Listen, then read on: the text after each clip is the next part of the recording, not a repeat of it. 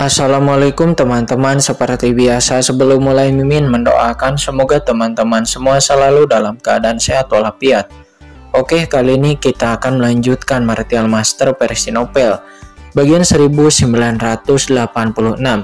Bagi yang baru bergabung, selamat bergabung, dan bagi yang belum subscribe dulu lah agar Mimin tambah semangat lagi nih bikin videonya.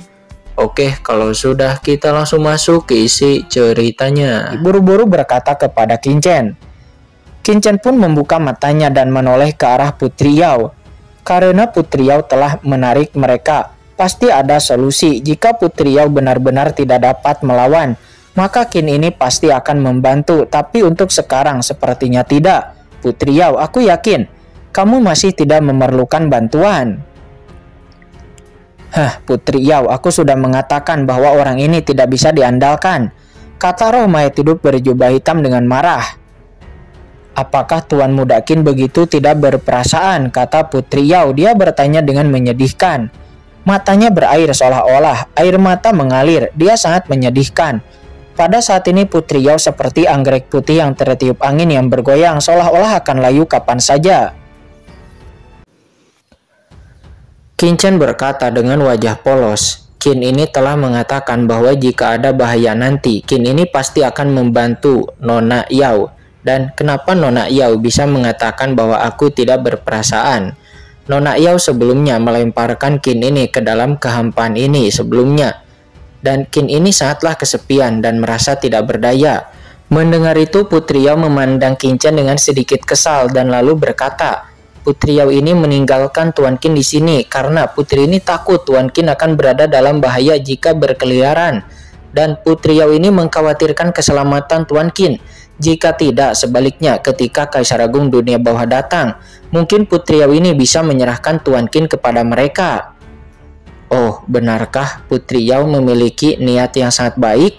Kata Kincen. Dia tersenyum sedikit, namun tidak mengatakan apapun lagi. Segera kemudian, kesadaran Kincen langsung menembus ke tempat gelap dan pupil mata Kincen sedikit menyusut.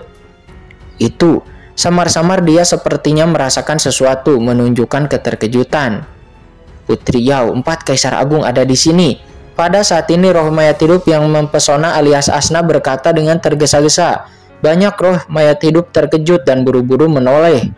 Mereka melihat Kaisar Yoming dan beberapa orang di kejauhan telah mendekati tempat mereka berada, dan kecepatan mendekatnya sangat cepat dan mereka sudah sangat dekat dengan mereka. Kalau begitu, Tuan Qin setuju bahwa jika Putri Yao ini dalam bahaya, nanti Tuan Qin harus datang dan menyelamatkanku ya, kata Putri Yao. Dia berkata kepada Kincen. Kincen tersenyum sedikit dan dia berkata dengan santai, ya, kalau ada waktu, kata Kincen. Mendengar kata-kata asal-asalan dari Kincen, semua roh mayat hidup menatap Kincen dengan ekspresi yang marah. Jika bukan karena kebaikan Putri Yao, mereka pasti sudah lama dikepung dan dihabisi di sini. Namun pria dari alam surga ini yang bernama Kincen bukan hanya tidak tahu berterima kasih, tetapi sekarang dia sangat asal-asalan. Mereka juga pernah melihat bahwa Kincen sebelumnya diam-diam menyentuh tangan giok dari Putri Yao. Akan tetapi ketika dia dalam bahaya, dia sangat tidak tahu malu dan tidak mau mengambil tindakan. Apakah orang ini masih laki-laki atau bukan? Jika bukan karena musuh di depan mereka, Asna dan yang lainnya pasti saat ini ingin naik dan memberi pelajaran pada Kincen. Sementara Putri Yao, dia tidak terlalu marah. Dia segera berbalik untuk melihat Kaisar Weiwei dan yang lainnya di kejauhan dan berkata dengan suara yang dalam. Semuanya, tempat ini adalah inti dari kerajaan mayat hidupku. Kalian mendesaknya sangat keras. Apakah kalian ingin menekan dan membuatku berada pada jalan buntu? Kata Putri Yao. Dia memarahi para Kaisar Agung itu. Dan para kultivator mayat hidup semuanya saat ini telah mundur ke tempat inti. Namun orang-orang ini masih agresif di sini. Para Kaisar Agung pun nampak tiba-tiba berhenti dan mereka berdiri tidak jauh dari sana. Terlihat pemimpinnya yaitu Kaisar Yan dari Istana ke-10 mendengus dingin. Kami sudah mengatakannya sebelumnya bahwa Anda hanya perlu menyerahkan orang-orang dari dunia surga itu, tetapi kalian malah memilih untuk melindungi orang-orang dari dunia surga itu. Apakah kamu pikir kami akan berdiam diri Dan untuk mencegah Anda menghancurkan sungai kematian, kami terpaksa melakukan ini. Apa menghancurkan sungai kematian? Kata Putri Yao. Dia menekan kemarahan di tubuhnya dan berkata dalam suara yang dingin. Apa yang kamu lakukan sekarang inilah yang merupakan cara untuk benar-benar menghancurkan sungai kematian. Mendengar itu, Kaisar Yan dari istana ke-10 mengerutkan kening. Tidak ada gunanya bagimu untuk mengatakan apapun sekarang.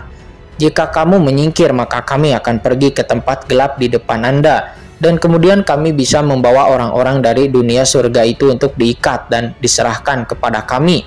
Dan mungkin kami bisa memberimu cara untuk bisa bertahan hidup. Tapi jika tidak, kata Kaisar Yan, dia hanya menggelengkan kepalanya namun tidak melanjutkan perkataannya. Putri Yao tertegun sejenak dan lalu berkata, "Oke, aku berjanji orang-orang itu ada di depan sana. Dan selama Anda meninggalkan kerajaan mayat hidupku sekarang, maka aku berjanji untuk menyerahkan mereka. Bisakah Anda pergi sekarang?" Mendengar itu, banyak kaisar agung dunia bawah langsung terkejut. Bagaimana situasinya? Bukankah wanita mayat hidup ini sangat keras kepala dan berbicara sebelumnya? Hahaha, gadis kecil, jangan pernah berpikir untuk membiarkan kami pergi sekarang. Aku curiga klan mayat hidupmu memiliki semacam kolusi khusus dengan orang-orang dari dunia surga ini. Jika kamu ingin menyakiti dunia bawah kami, maka tolong cepat menyingkir, kata seorang kaisar agung yang nampak dia tubuhnya berlubang dan dia nampak seperti serangga raksasa. Dia berkata sambil tersenyum galak. Ada ratusan mata gelap yang mekar dengan cahaya dingin yang membuat jantung berdebar-debar. Kaisar serangga veteran dunia bawah. Begitu dia mengatakan ini, kaisar agung dunia bawah lainnya juga mencibir. Semua orang tahu bahwa ada sumber sungai mayat hidup di depan, dan tahu juga bahwa orang-orang dari dunia surga itu memiliki warisan dari seorang ahli kaisar dewa. Apakah Anda bercanda jika Anda pergi saat ini? Kaisar Yan, omong kosong apa yang kamu bicarakan dengan jiwa-jiwa mayat hidup ini? Hancurkan saja mereka secara langsung. Sejak kapan kamu seperti ibu-ibu yang tawar-menawar seperti ini? Kata Kaisar Wuyue. Dia memandang sosok Kaisar Naga Penjara yang tidak jauh dari sana. Kaisar Wuyue terkejut di dalam hatinya dan mau tidak mau berkata dengan dingin. Saat ini tidak ada yang perlu dikatakan sama sekali. Ayo kita lakukan dulu yang terbaik. Habisi Kaisar Naga Penjara itu secara langsung selama pertempuran. Ingat, jika kita bertarung nanti, targetmu adalah Kaisar Naga Penjara di depanmu, dan kamu tidak perlu mengkhawatirkan hal-hal lainnya, kata Kaisar Wuyue. Dia diam-diam mengirimkan pesan suara. Apakah itu Kaisar Naga Penjara? Kata Kaisar Api Hitam. Dia melihat ke arah dari tuntunan pesan yang dikirimkan oleh Kaisar Wuyue kepadanya. Ketika dia melihat sosok buram itu, dirinya tiba-tiba menjadi bersemangat. Dia tahu betul Gunung Hunyue telah dihancurkan, akan tetapi sebenarnya orang ini masih hidup. Kaisar Wuyue buru-buru berkata. Kaisar Api buru-buru berkata, Tuan Wuyue, serahkan Kaisar Naga Penjara itu kepada bawahan. Dia telah berlindung pada Kaisar Wuyue selama bertahun-tahun, jadi tentu saja dirinya tahu banyak dan dia telah mendapat bagian dari pujian atas dasar Kaisar Naga Penjara yang telah dia berhasil tipu waktu itu.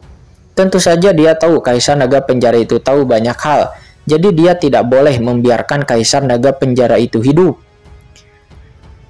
Setelah kata-kata Kaisar Wuyue jatuh, pada saat ini sebuah puncak gunung di bawahnya seketika bergetar hebat dan tiba-tiba berubah menjadi aliran cahaya hitam dan menabrak Putri Yao dan juga roh-roh mayat hidup lainnya di depan untuk menekan mereka semua.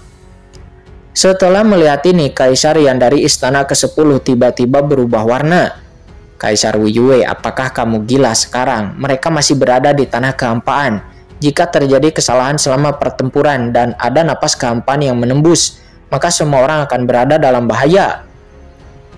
Namun mata Kaisar Wuyue nampak berkilat tajam dan dia berkata, aku tidak gila. Aku akan tetap mengambil tindakan, tidak perlu. Apa yang harus aku lakukan? Selama aku bisa menangkap Putri Yao itu, maka semua masalahnya bisa dipecahkan. Apa yang harus aku takuti? Kata Kaisar Wuyue. Perkataan Kaisar Wuyue mendapatkan persetujuan dari banyak kaisar agung lainnya. Yah, apa yang dikatakan Kaisar Wuyue itu benar. Tempat ini sangat menakutkan, bahkan aku tidak bisa menahannya. Menurutku, kalau Putri Yao itu masih bisa aman di sini, maka mungkin dia bisa membawa kita masuk lebih dalam, kata Kaisar Mingjang. Pada saat ini, Kaisar Mingjang tiba-tiba berbicara, dan semua orang pun segera memandang Kaisar Mingjang dan mengerutkan kening. Apa maksud dari perkataan Kaisar Mingjang? Dengan ini, Kaisar Mingjang menyipitkan matanya dan berkata, "Ya, kalian harus tahu, Putri Yao ini pasti memiliki sarana untuk bisa mengendalikan napas kehampaan di sini. Atau dengan kata lain, dia pasti memiliki rahasia di tubuhnya. Selama Putri Yao itu ditangkap, dia akan bisa mendapatkan jalan untuk bisa mengendalikan napas kehampaan ini dan juga mengontrol napas kehampaan di sini." Mendengar itu, banyak mata Kaisar Agung yang nampak menyusut, menunjukkan keserakahan. Jika dipikir-pikir, ya memang benar, napas kehampaan ini begitu menakutkan. Bahkan orang kuat seperti Kaisar Guiqi pun bisa langsung meninggoy. Jika mereka bisa mengendalikan napas kehampaan di sini, bukankah mereka bisa berjalan dengan sombong di dunia bawah? Siapa yang tidak ingin mengambil kendali atas harta karun tersebut? Memikirkan hal ini, semua orang tidak dapat lagi menahan diri dan mengambil tindakan satu persatu, dan kemudian duar, ledakan, puncak gunung yang besar langsung bergetar. Kaisar Wu Yue seperti langit yang megah, dia bergegas ke depan dengan gila-gilaan dan duar, boom. Banyak lubang di sepanjang jalan langsung terguncang membuat terowongan yang keras. Dan pada saat yang sama, Kaisar Agung lainnya juga mengambil kesempatan ini dan segera mengambil tindakan. Seketika dalam sekejap, aliran cahaya yang tak terhitung jumlahnya mendekati Putri Yao di depan. Sial, mereka sekelompok idiot. Mereka tidak bisa menahan diri ketika melihat hal-hal baik, kata Kaisar Yan. Dia sangat marah dan mengutuk dalam hatinya. Segera setelah puncak gunung 5 gunung suci, Kaisar Wu Yue menyerang. Sebuah celah segera muncul di bawah mereka. Kaisar Yan dari istana ke-10 hanya bisa menolaknya dengan tergesa-gesa, mencoba menahan niat kehampaan. Kaisar Yoming, kamu dan aku akan menolak napas kehampaan di sekitar ini, kata Kaisar Yan. Dia dengan tergesa-gesa berkata kepada Kaisar Yoming. Mendengar itu, Kaisar Yoming tersenyum dan berkata, "Saudara Kaisar Yan, jangan khawatir, aku pasti akan melindungi lingkungan di sekitar ini. Tetapi, jika kamu memikirkan dengan baik, bukankah aneh jika Kaisar Yoming nampak begitu bersemangat untuk mengambil tindakan?" Mendengar perkataan Kaisar Yoming, Kaisar Yan dari istana ke-10 langsung terkejut dan matanya beransur-ansur menjadi serius. "Apa maksudmu?" kata Kaisar Yan. Kaisar Yoming menjelaskan, sangat aneh, Kaisar Wu Yue sangat ingin mengambil tindakan. Memang ini sangat agak aneh, tidak seperti gaya Kaisar Wu Yue sebelumnya. Hahaha, Kaisar Wu Yue dan aku tidak bisa membersihkan nama kami. Sekarang aku tidak akan berkata banyak lagi dan amati saja sendiri. Namun izinkan aku mengingatkanmu pada titik ini. Kaisar Yoming tiba-tiba berkata dengan suara yang rendah ke telinga Kaisar Yan. Dia berkata, "Ingatlah Kaisar Yan, kamu harus berhati-hati terhadap Kaisar Mingjang." Mendengar perkataan Kaisar Yoming yang memintanya untuk berhati-hati terhadap Kaisar Mingjang, membuat Kaisar Yan menjadi mengerutkan kening dan berbalik untuk melihat Kaisar Mingjang. Pada saat yang sama, dia berkata melalui transmisi suara, "Kaisar Yoming, apa maksudmu dengan ini?" Kaisar Yoming buru-buru mengirimkan transmisi suara kepada Kaisar Yan. Dia berkata dengan suara yang dalam, "Kaisar Yan, kamu harus ingat apa yang dikatakan oleh roh mayat hidup itu sebelumnya. Aku curiga bahwa kemungkinan besar Kaisar Mingjang telah merencanakan tempat ini selama bertahun-tahun. Dan pasti ada sesuatu yang tidak kita ketahui, dan bahkan kedatangan kita ke sini kali ini juga kemungkinan besar merupakan konspirasi darinya." "Apa konspirasi Kaisar Mingjang? Ini tidak mungkin kan?" kata Kaisar Yan dari istana ke-10. Dia terkejut karena dia tahu betul Kaisar Mingjang adalah orang tua yang baik di dunia bawah. Jika itu dikatakan sebagai konspirasinya, dia tidak bisa mempercayainya. "Kaisar Yan, tidak banyak yang bisa kukatakan karena ini juga hanya tebakanku. Tapi untuk membuktikan bahwa dia tidak bersalah, selebihnya itu menggunakan pengamatanmu sendiri dan hati-hatilah," kata Kaisar Yoming. Setelah mengatakan ini, Kaisar Yoming lalu bertindak seolah-olah dia tidak pernah mengatakan apapun. Segera air sungai Huangquan didesak olehnya untuk menahan napas kehampaan di sekitarnya. Karena tanpa bantuan dari Kaisar Yue, tekanan pada dirinya dan Kaisar Yan tiba-tiba berlipat ganda. Namun Kaisar Yoming tidak mengatakan apapun, dia hanya melawan dengan seluruh kekuatannya dan bekerja keras tanpa mengeluh.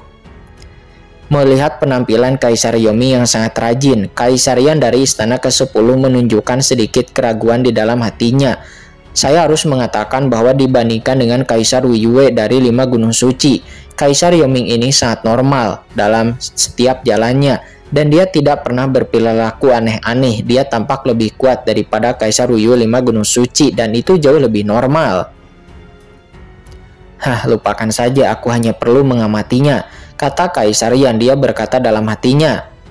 Sementara di lain sisi, serangan Kaisar Yue telah mendarat di atas Putri Yao dan yang lainnya. Sial, kenapa kamu memaksa kami? Kata Putri Yao. Dia tiba-tiba menyatu ke dalam kehampaan seperti hantu dan dia berkata dengan marah. Kami klan mayat hidup, hanya ingin bertahan hidup dalam damai. Kenapa kamu bahkan tidak mau memberi kami kedamaian itu? Formasi pembunuh Dewa Hades, kata Putri Yao. Dia tiba-tiba meraung dan seketika sebuah formasi besar dengan cahaya yang menakutkan langsung melonjak ke langit di sekelilingnya. Suara mendesing mengikuti raungan dari Putri Yao. Tiba-tiba suara angin kencang yang menakutkan terdengar di kehampaan dan langit di sekitar dipenuhi dengan kabut. Aura nekromantik yang menakutkan langsung naik ke langit. Aura nekromantik ini beredar dengan cepat dan berubah menjadi formasi yang luar biasa yang muncul di langit dan bumi di sekitarnya.